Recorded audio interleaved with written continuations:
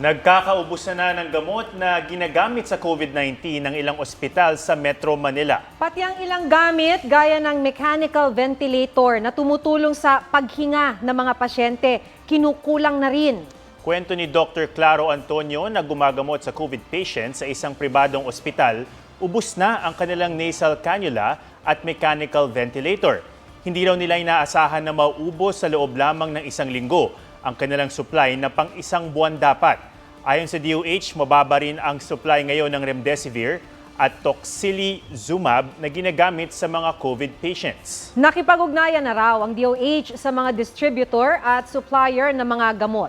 Inaasahang darating sa bansa ngayong buwan ang bagong supply, ang Remdesivir ay antiviral drug na nagagamit sa Pilipinas dahil meron itong Compassionate Special Permit. Sa ngayon kasi, walang aprobadong gamot sa COVID-19 sa Pilipinas. Ang Tocilizumab naman matagal nang ginagamit sa Pilipinas pero para sa ibang sakit.